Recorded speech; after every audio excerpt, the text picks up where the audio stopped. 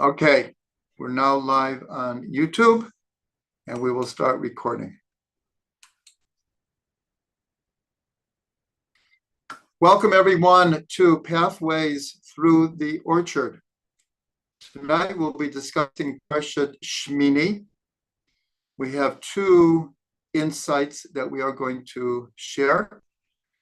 The first one is based upon two phenomena that happen in the portion. And that is, first I should mention that Shmini means the 8th day. The context is the tabernacle, the Mishkan is being put up in the desert. For 7 days they put it up and took it down, called it a practice run.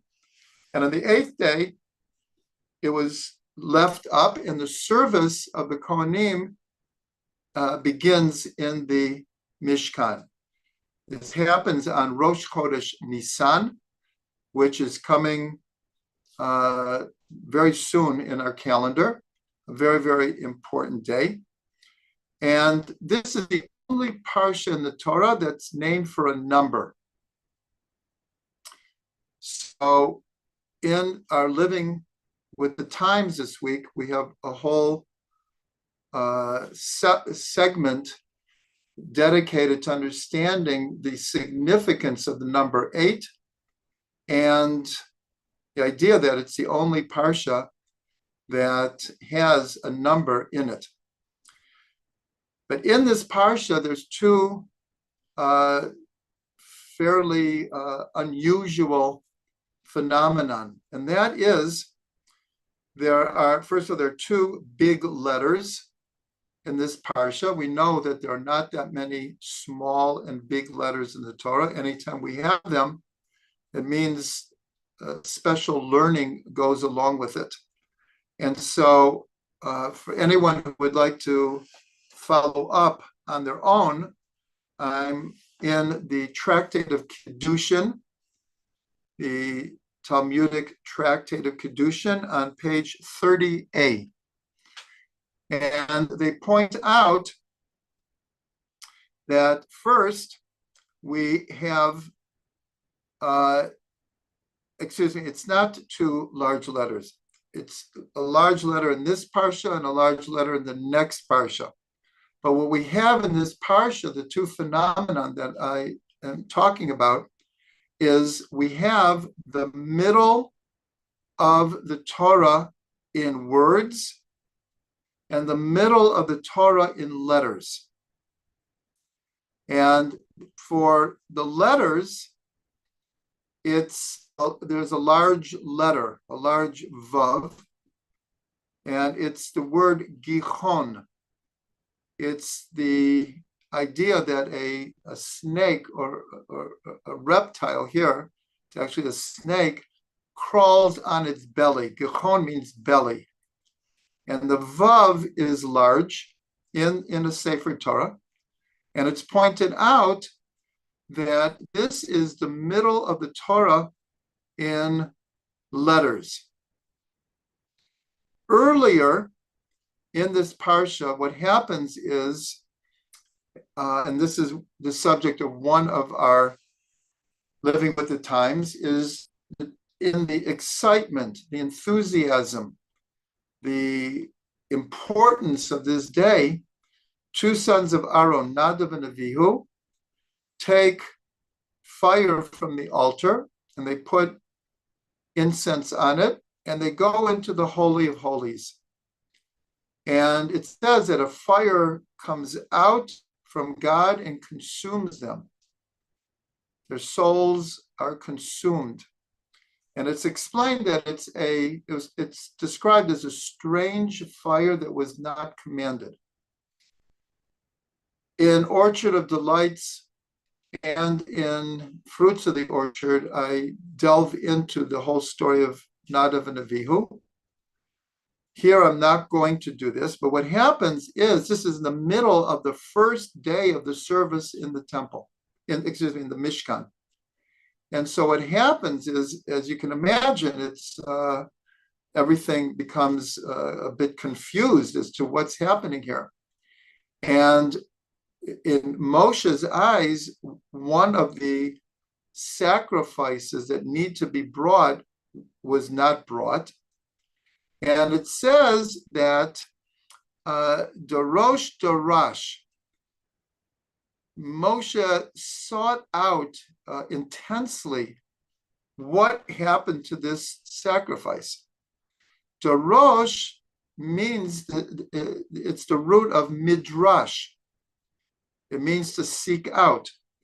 Or in Pardes, the series is part of the Orchard series. We know that the Orchard stands for Pshat, Remez, Drush, and Sod. Drush is the same thing as Dorash, Doresh, to seek out.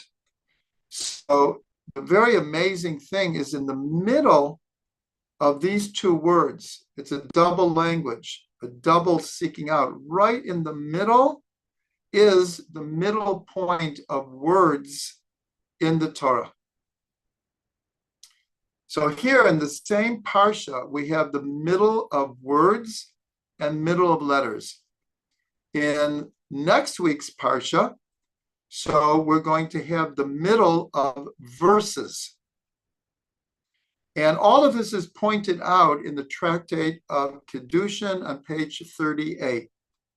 And they explain that, and in the next parsha of the middle point of verses, there's also a big letter showing that this is the middle of verses. So here within two parshas, but very close to each other, we have the middle of letters, the middle of words, and the middle of verses.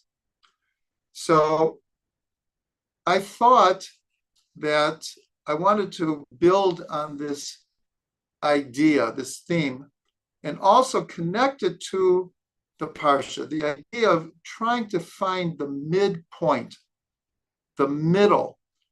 So you see that the sages, they actually begin this discussion because it's connected to this idea that this parsha is named for a number. It's very, very connected because numbers are important. So the Gemara points out that, I'm going to read it. It says, Lefikach nikra'u rishonim sofrim.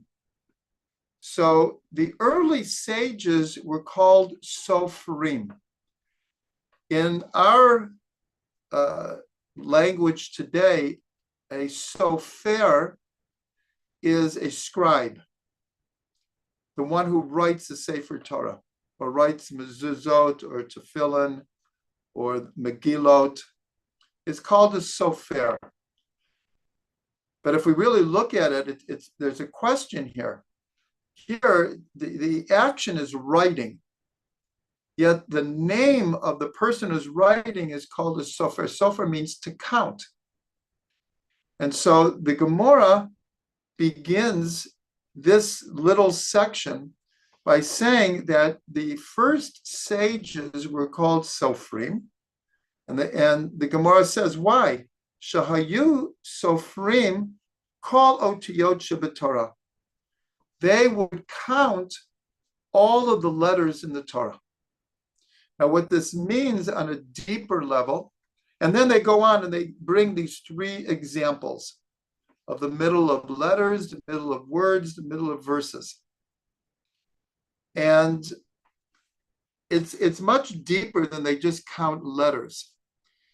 The Sofrim had a wisdom based on the mathematical codes engraved in the Torah. Not just how many verses there are, how many letters, how many words, but this is the whole area of gematria, of numerology, of how many words in a Torah portion, how many verses, how many words in a book, how many verses in a book. And there were traditions for all of this. And the sages, who were called Sofrim, found great meaning in this. So I want to take this idea and just explore it a little bit deeper. What is this idea of finding the middle point that the sages thought was very important? In fact, in the Torah itself, two of these phenomenon of letters, words, and verses are marked by large letters, drawing our attention to this. So obviously the sages felt that pointing out the midpoint was an important idea, an important exercise. So here we have an expression called finding the golden mean. And this is especially associated with Rambam, Maimonides.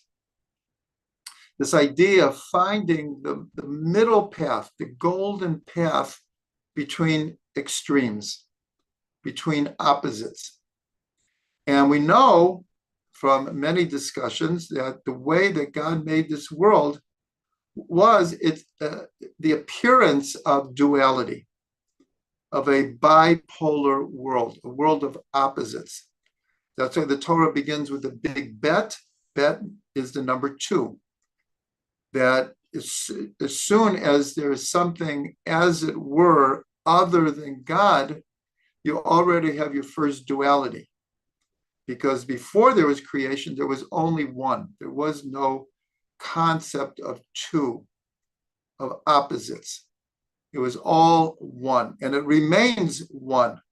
Nonetheless, the creation, the world, has the appearance of being a dualistic kind of world.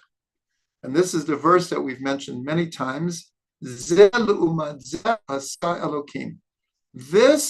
against this, or this corresponding to this, has God made.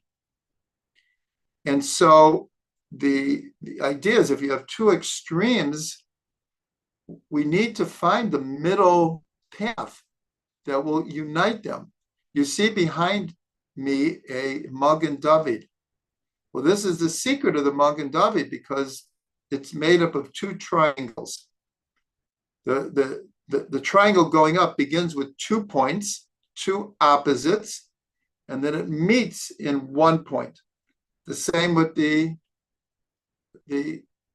triangle that's going from above to below. Starts with 2 points and then comes down to 1 point. So this is so symbolic of the reality of the world. In appearance, it appears to be a world of opposites. But in its essence, in its middle point, because this kind of a triangle, where they come together is literally the middle of the lower line, or the upper line of the triangle. So this is the whole idea of finding the middle path, not too extreme on this side or too extreme on that side. And this is obviously one of the greatest tasks in life, because we're confronted with opposites all the time, and especially in the world of politics, where at least it seems more than ever, that there's very little middle ground anymore. It's really in countries around the world that everything is just, right or left. Just everything is just to moving towards the extremes.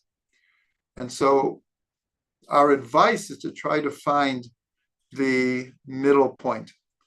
And this is really the secret of the Sfirot as well. That for example, the yin-yang is based on 2 opposites and unified in a circle, and that is very legitimate. But in Kabbalah, we're taught that in the world of Tohu, the Sfirot were not in the three columns that we recognize as the Sefirot. They were either in just one line or in two lines, again, extremes. And Rabbi Shimon Bar Yochai, the author of the tradition behind the Zohar, revealed that the secret of the middle line is the secret of balance. And it's the secret of what's called tikkun, of rectification. That's why the Arizal called the previous world the world of chaos, the world of tohu. Because without the middle column, everything goes to the extremes and cannot handle the light. We need the middle column to synthesize the two extremes. So this is the whole secret of balance. And in fact, one of the most hidden books or sections of the Zohar called Safra D'Tzniuta. In English, it's called the Book of Modesty. And it begins by Rabbi Shimon Bar Yochai explaining that until the world moved towards a consciousness of a middle ground that could bring opposites together, the world was not in a state of rectification. And he was hinting to the idea of the Sefirot having three columns, the two sides and the middle column. And again, that is the secret of the Magen David, of the picture you see behind you, behind me. So here, this is very connected to what happened with Nadav and Avihu. I'm not going to go into the depths of the whole story, but the action of Nadav and Avihu spontaneously rushing into the Holy of Holies with a offering that was not commanded was the epitome of what's called ratzo, running. And this is part of the term that's called ratzo v'shov, running and returning.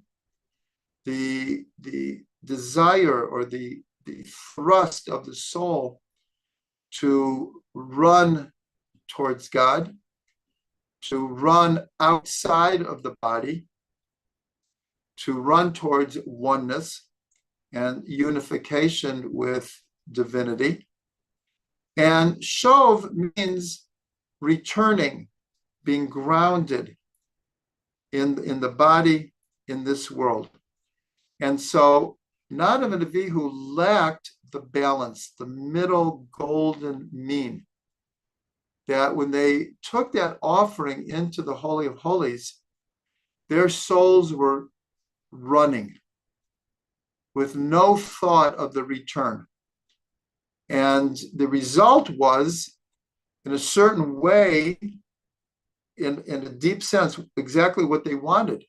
Their souls were consumed by God. They left their bodies because they didn't have the balance between the running and the returning.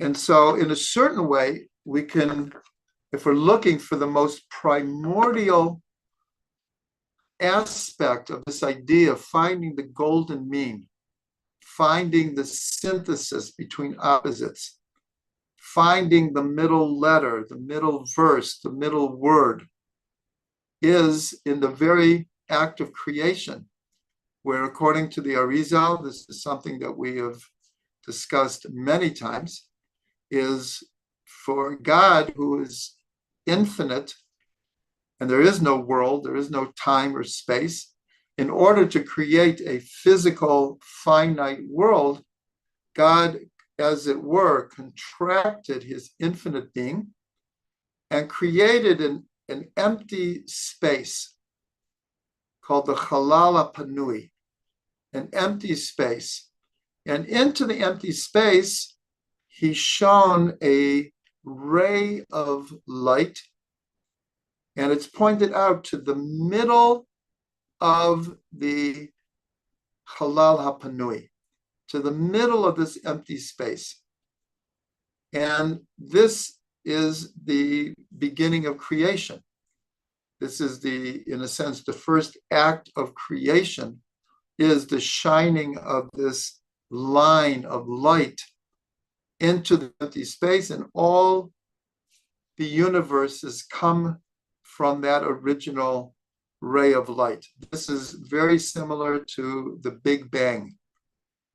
The idea of from a single central point, we have this bang, this explosion, and all of creation goes in every direction. So this is the most primordial aspect of the middle. And so the middle, as I said, it's a very, very important idea. So here, and for those who have 70 Faces, for those who have the book 70 Faces, it's chapter 11.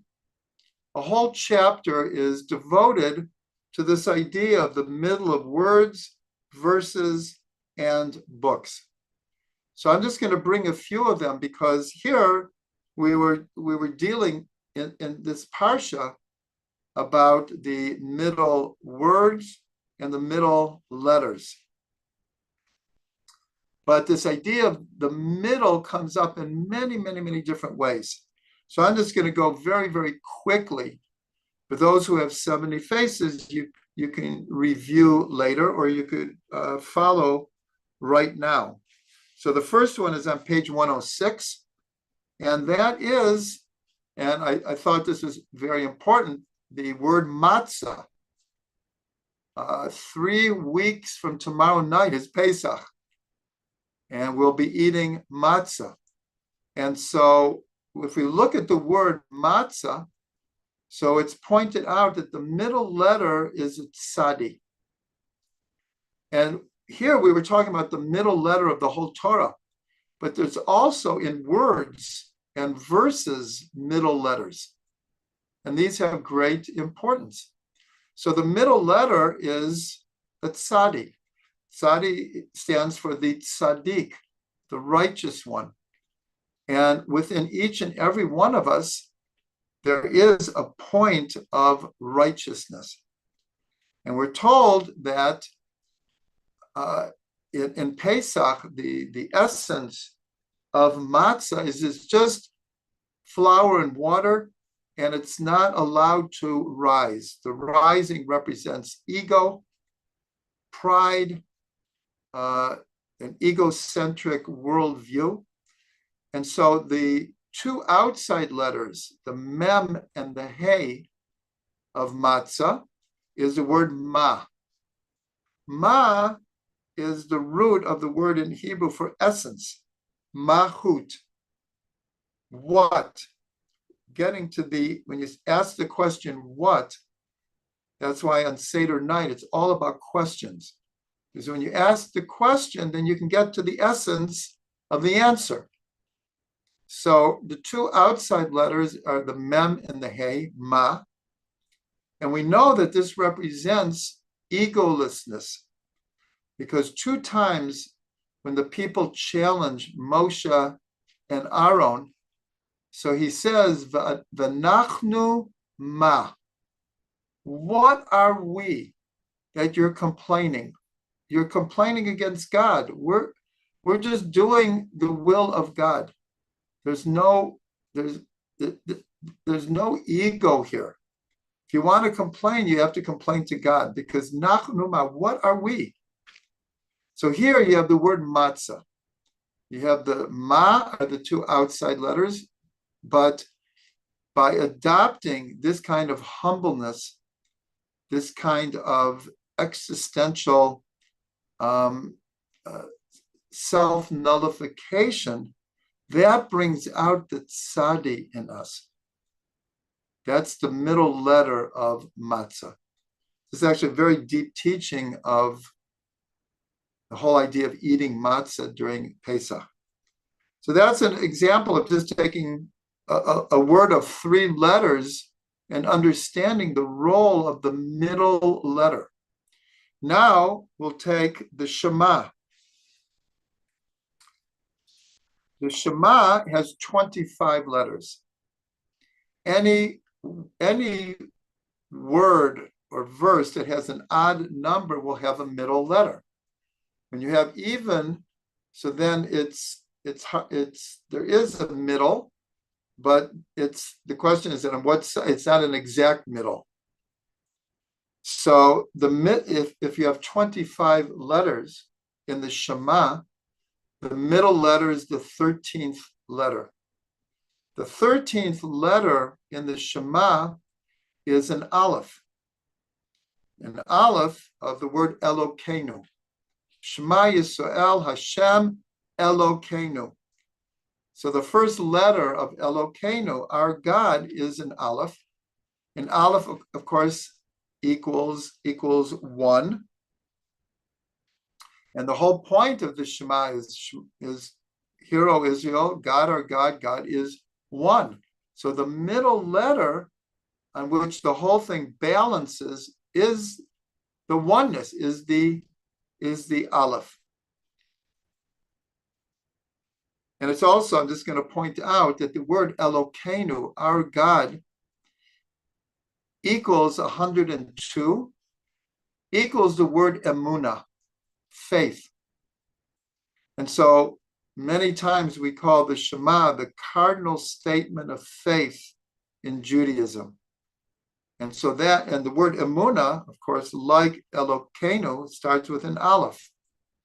So the Aleph here, the middle letter of the Shema, represents the oneness that we're trying to get to. Another one. I'm just taking like different examples to show the importance of the middle letter. So the word Tiferet. Tiferet is the middle of the Sfirot, between right and left and above and below. The middle Sphira is Tiferet, and it's called the heart. And the heart is like the essence. And so the gematria of Tiferet is 1081. 1081. So the midpoint is 541. And that is the gematria of Yisrael. And so in Eicha, God refers to, the book refers to Israel as Tiferet Yisrael, the beauty of Israel. And in Pirkei Avot, there's a verse that we read between each of the chapters of Ethics of the Fathers, between Pirkei Avot. And the verse ends that Israel is the entity that God is glorified in. But the word is et pa'er, that I am made beautiful through Israel. So here, there's a very beautiful idea that the midpoint of beauty of Tiferet is Israel. And as I pointed out in various verses, Israel is compared to Tiferet. It's the very heart. Now, we talked about matzah. So let's talk about another part of the Haggadah. We know that we have the 4 children. The wise one, the not such good one, who's called the Rasha. Usually we translate it as the evil one, but he's not evil. It's not the right translation here. He's just a little bit off the path here. And then you have the simple one and the one who doesn't know how to ask. So, and the Haggadah presents like an answer. Each one of them asks a question, except the fourth one. The fourth one doesn't even know how to say the question. But the other three ask a question, and the question that the Rasha asks is considered a bit chutzpahdik. And so it says, therefore you shall blunt his teeth. Other translations is you should hit him in the mouth. Meaning you should answer very forcefully, because he's asking a very, it appears to be a cynical kind of a question. And so that's the usual translation. So let's look at the word Rasha. So the two outside letters, there's only three letters. The resh and the ayin is evil. But if you switch them around, it's which means to awaken. The middle letter is a shin. Now, where do they get this idea that you shall blunt his teeth, or you should hit him in the mouth?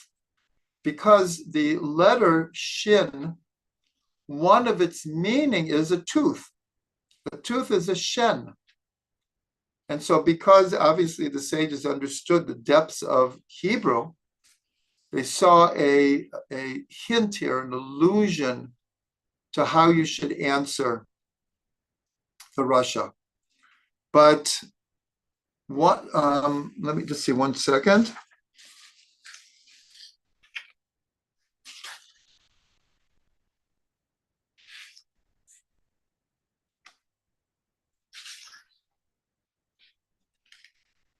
Okay, I don't see it here right now. But one of the Hasidic rabbis, I don't remember which one, he read it very different. The shin has three prongs. Some say it looks like flames of a fire, but there's also a tradition that the three prongs of a shin stand for the three avot, Avram, Yitzhak, and Yaakov. And so this Hasidic Rebbe said, if someone's asking a question like this, that it seems a little bit lack of respect. So what you have to do is you have to awaken his connection to his tradition. So in other words, it's a very different idea than hitting him in the mouth, blunting his teeth. This Hasidic Rebbe says you have to awaken in this person who's obviously right now lacking a connection to Avram, Yitzhak, and Yaakov. And again, like I said, the word ra, evil, if you turn it around, is to awaken. So he says you have to awaken that part in this person that really is connected to his tradition or her tradition. But they need some help doing it. So again, here is an idea. The shin is the middle letter. So here's a whole drasha based on the outside letters and the middle letter. The last one that I want to do is a very, very interesting one. We could get into very great depths, but I need time for the second insight here, is the letter resh. The letter resh is very unique because it has the aspect of beginning, end, and middle. And this is like the ideal, in a sense, letter, because it's not just at the beginning of the Aleph Bet or the end of the Aleph Bet, or even the middle. It has all three meanings. So how do we see that? So the meaning of the letter resh is rosh, which means head, but also means beginning. Bereshit, in the beginning. Resh, in the beginning.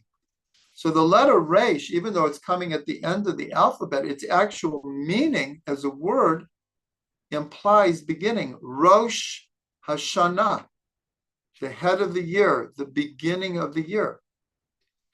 How do we see it that it's connected to the end? Well, it's the third last letter. It's very close to the end. But what about the middle? Where do we find the middle with the resh? So if we look at, we'll call it normative gematria, the 22 letters span from 1 to 400. The last letter, Tav, is 400. The preceding letter, Shin, is 300. And the preceding letter, the Resh, is 200. Well, 200 is the middle of 400. So it has all three meanings: middle, beginning, and end. There's no other letter that has this kind of a phenomena happening about it.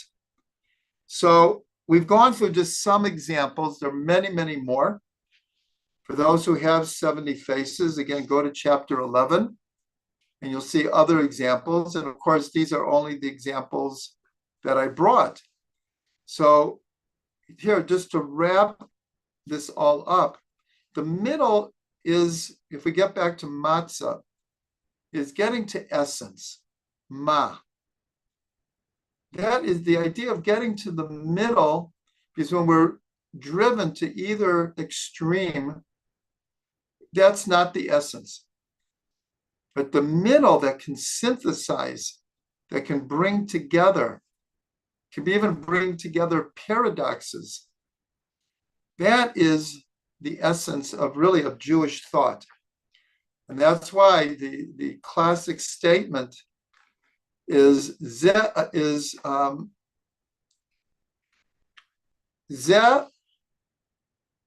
wait, well, give me a second. Ze v'gam ze divrei Elokim chaim. This and this are the words of the living God. So here, and we're talking about opposites, two opposite opinions, and the sages say this and this are the words of the living God. That's the idea of solving paradoxes, of seeing how to bring two opposites together and see the truth in both of them. So that was our first insight for tonight, based on the fact that in this parsha we have the middle of letters and the middle of words. Now we're going to go to our second insight.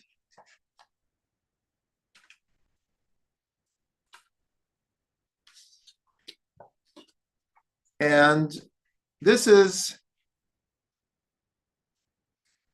based on, for those who want to look, chapter 11, verse 36.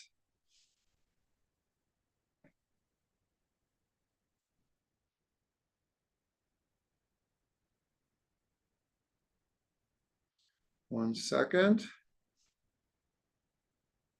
Okay, so one of the very, very important concepts, ideas in Judaism is the idea of the mikvah, the ritual bath, where in old days, at the time of the Torah, when the laws of purity and impurity were very much practiced, because you could not go to the temple in a state of impurity. And there were all kinds of things that made a person ritually impure. We have to state in the beginning that this is not cleanliness and uncleanliness. It's a completely different concept. These are spiritual concepts of pure and impure. And so in the Torah, many, many, many, many times, for different situations, the rectification is to go to the mikvah. So most of the times in the Torah, it does not mention the word mikvah. It just says that you will bathe yourself. But it's implied in what we call a mikvah. So now we're not going to delve into all the laws of mikvah, all the different bodies of water that make a mikvah, what makes a kosher mikvah, just the concept of the idea of becoming pure by going to a mikvah. In our day, the only purity and impurity that remains in a purely halachic way is after a woman menstruates. And in the laws, what are called the laws of family purity, taharat hamishpacha, the laws of family purity, that when husband and wife are together intimately, it cannot be during the time of a woman's menstruation. And then there is call it a period of separating from the blood of menstruation. And then usually around 12 days after the onset of a woman's period, she goes to the mikvah, and husband and wife can renew intimate marital relations. And that is still in practice today, and that is a whole subject in of itself, but it is absolutely one of the bases of a Orthodox lifestyle, is the idea of the mikvah. In Kabbalah and Hasidut, so it became very common and considered a very, very important spiritual practice for men to go to the mikvah also. And that's why some men go before every Shabbos, before every Yom Tov. Some don't go occasionally. But the mikvah is still a very, very important, call it institution in Jewish law and custom. And in fact, the law says that if a community forms and it's a brand new community, there's no synagogue and there's no mikvah. And theoretically, if there's only enough money to build one of them, so which one do you build first? So one might think you build a Beit Knesset first. No, you build the mikvah first, because it's considered that the foundation of the family is based on the laws of family purity. Again, we're not going into why that is, but for those who live it, it's not necessarily an easy lifestyle, but it works wonders in creating a live, passionate, ongoing relationship between husband and wife. We know that in secular society, so many times marriages break up because of affairs. Men and women get tired of each other, take each other for granted, and start looking other places. The laws of family purity, even though from an outsider might seem like going against nature, it actually is just the opposite. It ensures a renewal of intimacy and passion and longing between husband and wife. And it really works. It really, really works. So why am I bringing this up in relationship to Parshat Shmini? And the reason is that the only reference to the mikvah explicitly is in this week's Parsha. Even though, as we're going to see, especially in the book of Leviticus, the idea of purifying oneself from all kinds of different states of impurity is only through the mikvah. But there again, it doesn't say explicitly go to the mikvah, using the word mikvah. It says that you shall wash yourself or you shall bathe. So it's chapter 11, verse 36, and it's only one verse. It's only one verse, but I'm going to hold this up. This is it's a very short book by Rabbi Aryeh Kaplan. Many people know of this book. It's called The Waters of Eden, The Mystery of the Mikvah. This is a wonderful book to be introduced to the practical laws of mikvah and the mystical spiritual meaning of the mikvah.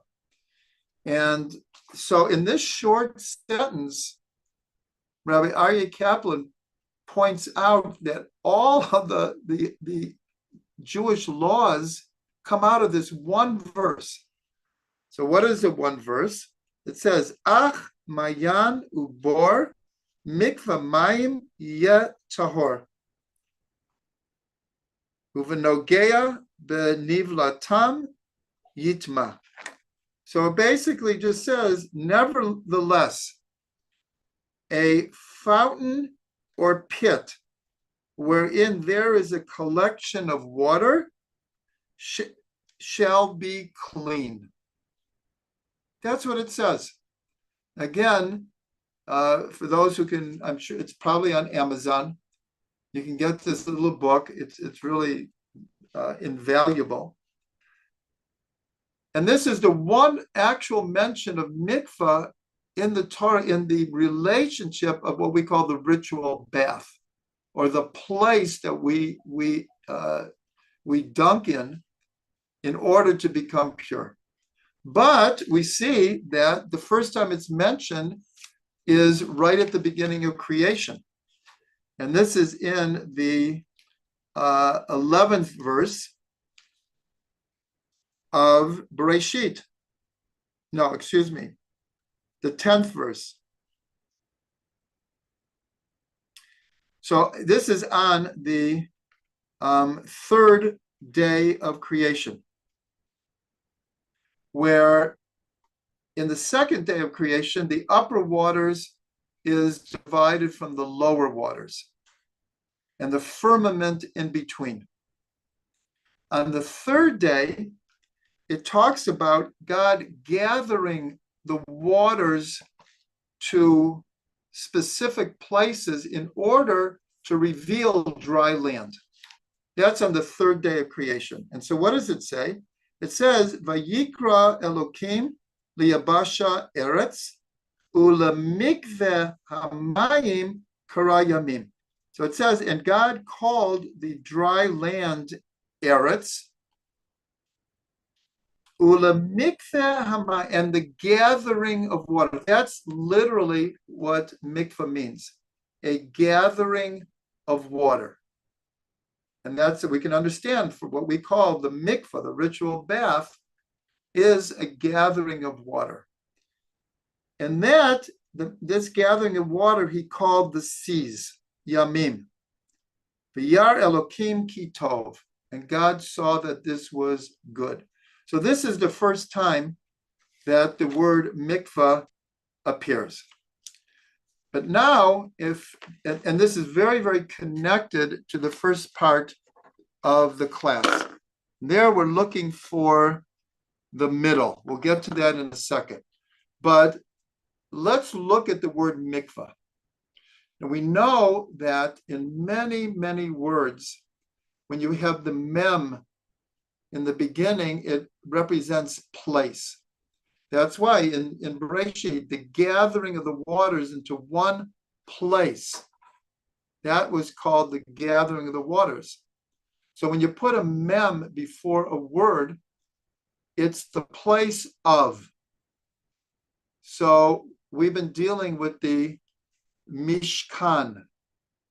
So the mem of Mishkan is the place. Shochen means the dwelling of God. Mishkan means the place where God will come and dwell. And it says, V'asuli mikdash v'shachanti bitocha, make for me a holy place. So mikdash, the mem, is the place of kodesh, of holiness. Mikdash means a place of holiness. That's what we call the temple, the Beit HaMikdash. A hotel is called a malon. Lon comes from the word leina, which means sleep. So malon literally means a place of sleeping. The kitchen is called the mitbach. And tevach literally means slaughtering, because it comes from the language of the Mishkan, but the place that we prepare food. I can go on, there's hundreds of examples. So if we look at the word mikvah, so the mem is the place, but the letters that remain are kuf, vav, hey. And one of the meanings of those three letters is kaveh el Hashem, chazak v'yametz libecha v'kaveh el Hashem. Kaveh means to hope. It means the place of hope. That's one way that we can translate the word mikvah. It's a place of optimism, of positiveness, of hope, of uplifting thought. So we see that when a woman goes to the mikvah, it's like wedding night. This is like very uplifting. And when many men go before Shabbos and Yontif, it's because of the day that's coming is such a positive day. So this is a very, very beautiful idea. So if in the book of Yirmiyahu, 3 different times, and it could be more actually, but 3 different times, he describes God as the hope of Israel. God is described as hope, positiveness. So this is a very, very beautiful idea. For those who want to see in Yirmiyahu, it's in chapter 14, verse 8. And it says, Mikvah Yisrael Moshio, B'yet Sarah. The hope of Israel saves in the time of distress. So that's one. That's in 14:8. Then in 17:13, it says, again, Mikvah Yisrael Hashem. The hope of Israel is God. Mikvah Yisrael Hashem. And then in a third place, in 57.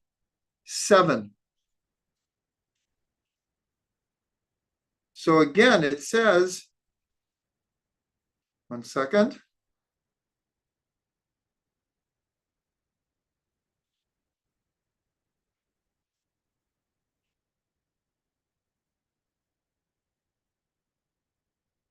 Oh, here, okay. It says, Umikveh avotehem Hashem. The hope of their fathers was God. So here it's not the usual way that we think of the mikvah, but here it's just like sometimes the deepest inner dimensions of the Torah is just looking at the words and seeing what they mean. So here I just want to bring one more, and this is this was turned into a very, very upbeat song that is sung on Lag BaOmer. Lag BaOmer is the day that Rabbi Shimon Bar Yochai passes away, but it's also the day that the students of Rabbi Akiva stopped dying. This is a whole discussion, obviously, in of itself.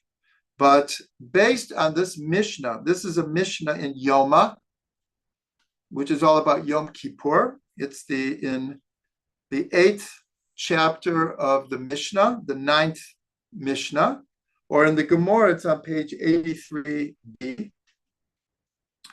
And this is what it says. Rabbi Akiva said, "Happy are you, Israel. Before whom do you purify yourself? Who purifies you? Your Father in heaven. It is thus written in Ezekiel, I will sprinkle pure water upon you, and you shall be clean. And it is written in Jeremiah, one of the verses that we just read. God, Hashem, is Israel's mikvah. He doesn't say it's Israel's hope. He says it's Israel's mikvah. Just as the mikvah purifies the unclean, so God purifies Israel. So Rabbi Akiva actually, in a more almost practical way, not only is God the hope of Israel, but God is the mikvah of Israel. Because God, just like when we go to a mikvah, we are purified. So when we are in a place of total faith in God, so God purifies us. God is our mikvah. So that's just a very, very beautiful idea. But now we have one more point we want to make here.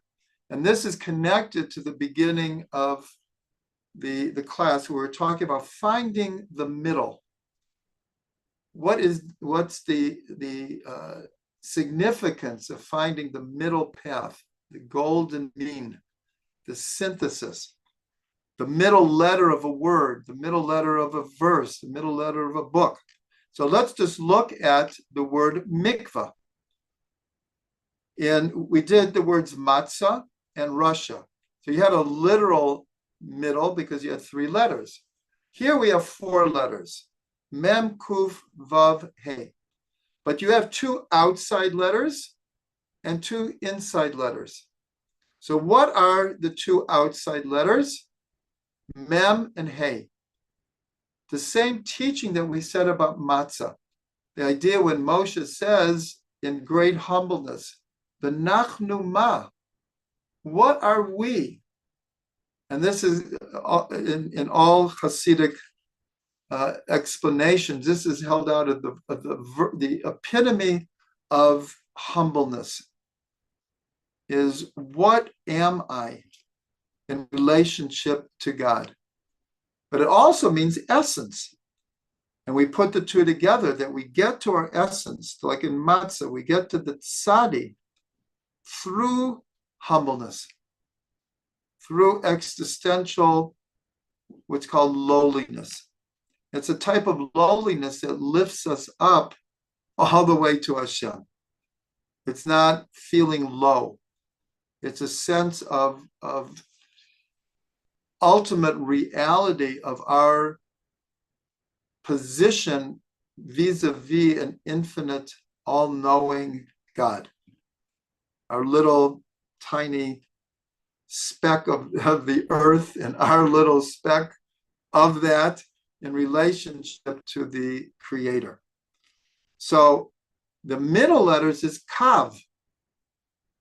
Now, that word should sound familiar from the first part of the class, because that is what's called this ray of light that comes into the middle of the empty space. And so, why is this so important? Because that is the experience of going to the mikvah. When we go to the mikvah, we go in naked, but it's not just because we take off our clothes. We go in spiritually naked, and we return to the womb. Going into a mikvah is like returning to the womb, and it's a place of deep essence where we experience our own essence, we experience our essence in relationship to God. And this is where the hope comes from. That's what I said before. It sounds paradoxical, but existential lowliness raises us up to the highest level. And to go into a mikvah, you have to go down. You go down into the mikvah. You have to be submerged in the water. But that going down brings us up to the highest levels of hope and connects us to this kav, to the initial ray of light.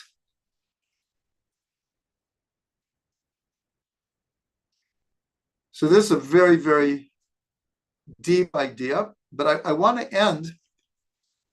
I don't remember which Rebbe it was that he went with his Hasidim to a mikvah, and for some reason I don't know, there was no water in the mikvah. There was no water in the mikvah. It wasn't an operational mikvah, and it was right before Shabbos, and he said to his Hasidim, "Just come around me," and he like dunked between his Hasidim. So, well, it sounds kind of funny, but there's a deep idea here. In other words, there is a level that you can go to a mikvah without going to a physical mikvah. Obviously, going to a physical mikvah, it has all the props of a deep experience. But it's like, what I'm thinking of is like the Hanukkah lights. So I wrote a whole book, 100 meditations on the lights of Hanukkah. But one of the things I point out is it doesn't have to be Hanukkah in a sense, to do many of these meditations. Any candle will do. And even without a candle, one can do it mentally. That's the whole idea of visualization, of meditation, of rectified imagination. So here we're learning about mikvah, but the teachings can be experienced through meditation, through visualization. One can visualize themselves going into the mikvah, going back to the womb, going into this place of hope, going into this place, like Rabbi Akiva says, where God is the mikvah of Israel. So being in a state of pure faith is like going into a mikvah. Is like going into a mikvah. I remember Reb Shlomo used to say, going into a house, there's a new baby, is like going to a mikvah. I remember he used to say that. There's something like, we all know this. You look at a baby and you melt in their purity.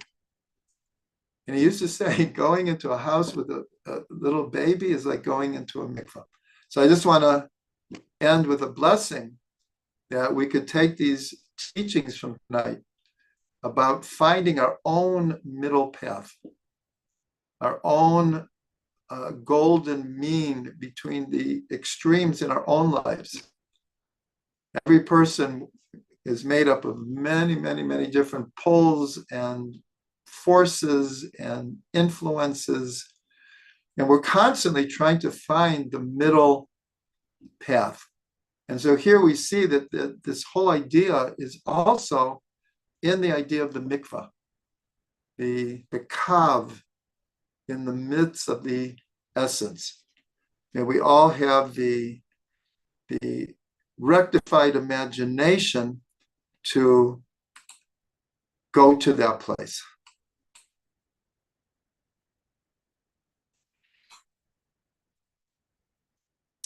Okay. Chaim, everyone.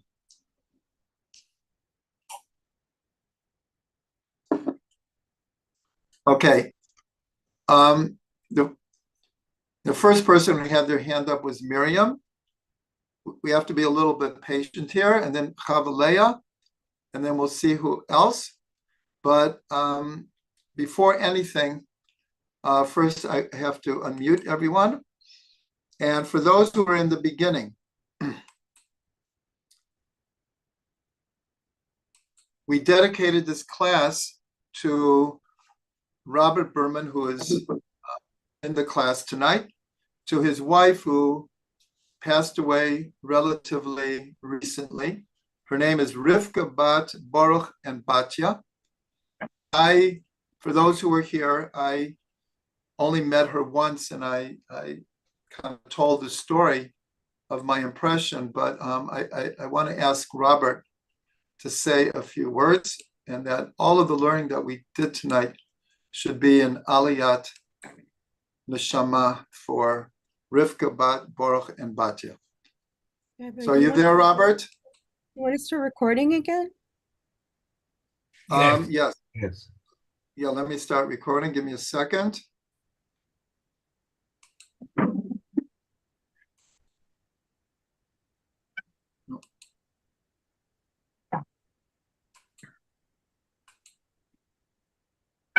Okay, Robert. One of the things that I'd always wondered about before I met Robin,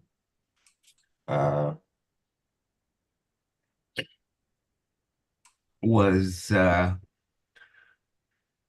do you know when you find your bashert? How do you recognize it? And that's a non-question, I found, because it's simple. If you're not sure, it's not, then it's not right. But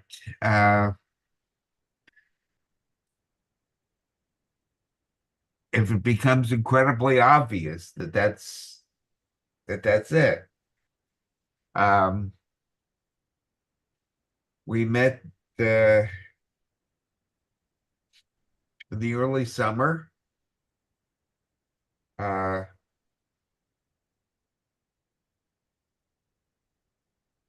was working on my car. She and a friend pulled me out from underneath.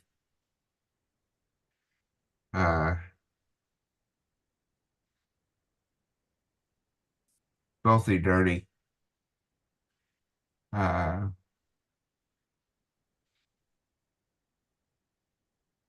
That didn't seem to bother her.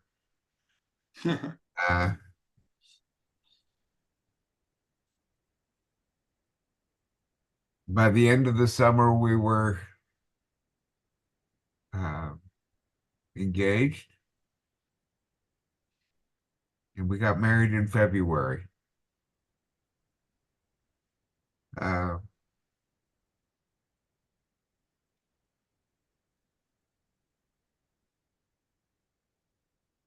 She was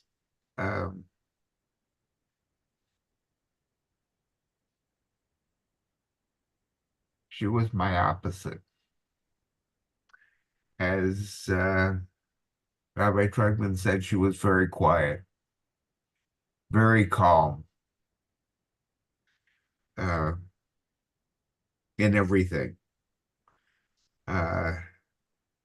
Didn't mean she sat around doing nothing. She was, if something needed to be done, if somebody needed help, there was no question but what she was there. If it was for a weaker family,